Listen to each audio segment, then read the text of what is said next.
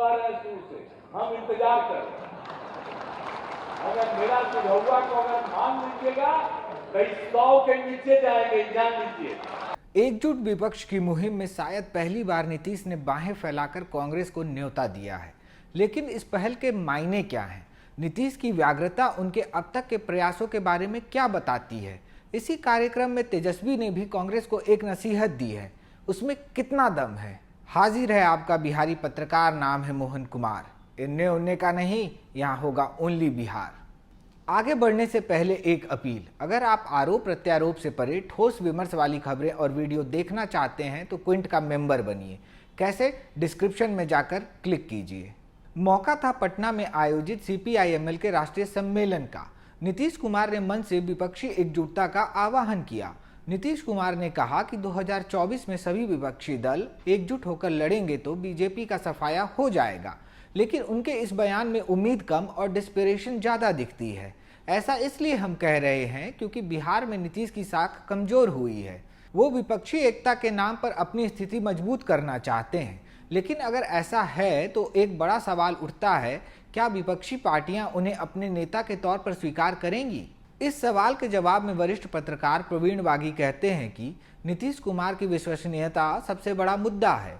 विपक्षी पार्टियों को उन पर भरोसा नहीं है, यहाँ तक कि RJD को भी उन पर भरोसा नहीं है। ऐसे में गठबंधन का नेता कौन होगा, बात इस पर अटक जाती है। वो आगे कहते हैं कि नीतीश पहले भी प्रयास कर चुके हैं, लेकिन उन्हें अभी तक मनचाहा रिस्पांस नहीं मिला है। वहीं BBC के पूर्व पत्रकार मणिकांत ठाकुर कहते हैं कि नीतीश कुमार के सामने सबसे पहले बिहार में सत्ताधारी गठबंधन को एकजुट रखने की चुनौती है।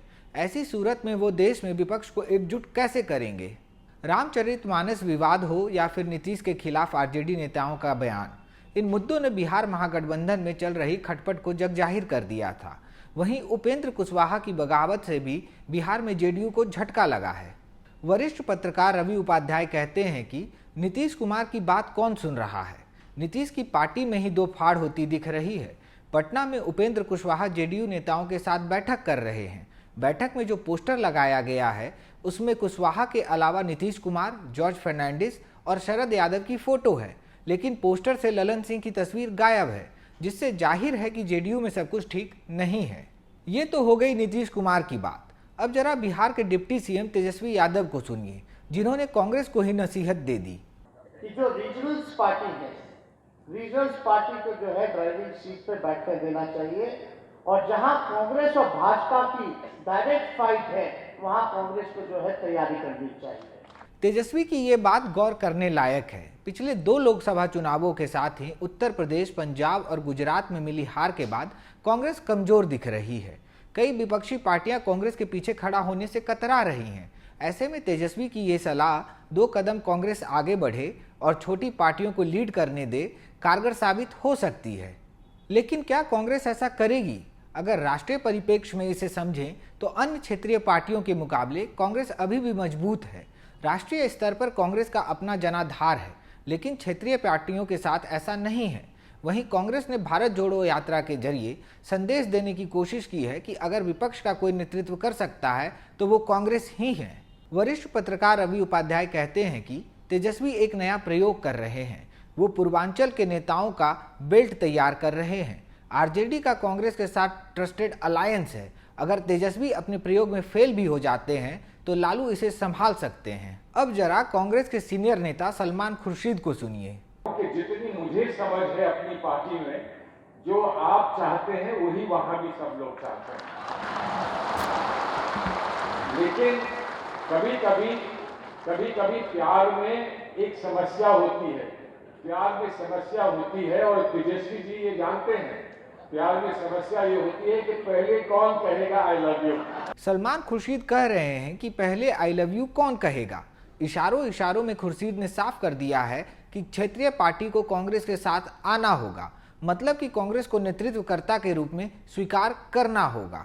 वरिष्ठ पत्रकार प्रवीण बागी कहते हैं कि कोई दल किसी दूसरे दल के नेता को मानने को तैयार नहीं है, इसलिए विपक्षी एकता की बात ठहरी हुई है। वहीं नीतीश को कांग्रेस कबूल है और कांग्रेस को नीतीश कबूल है, इस सवाल पर मणिकांत ठाकुर कहते हैं कि चुनाव से पहले या चुनाव के बाद ये अभी से मान लेना सही नहीं होगा। क्योंकि हर हालत में कांग्रेस की स्थिति नीतीश कुमार के विपक्ष को एकजुट करने के प्रयास से ज़्यादा बेहतर है।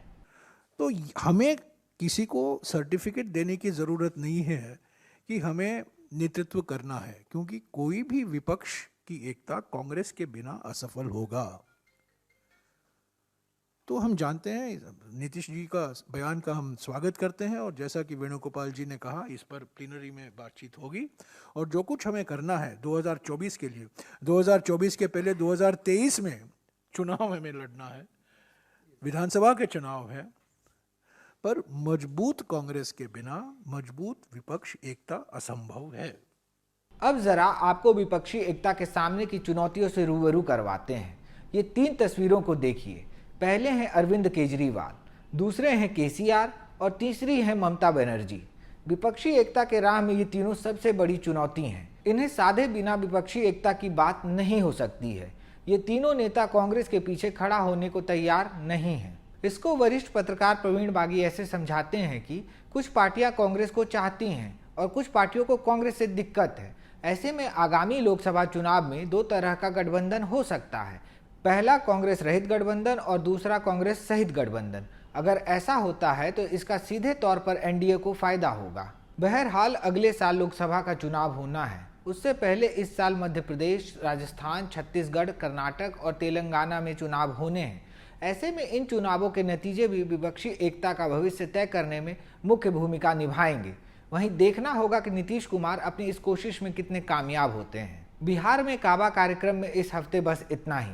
वीडियो आपको अच्छा लगा तो चैनल को सब्सक्राइब कीजिए और नए वीडियो की तुरंत जानकारी के लिए घंटी बजाइए।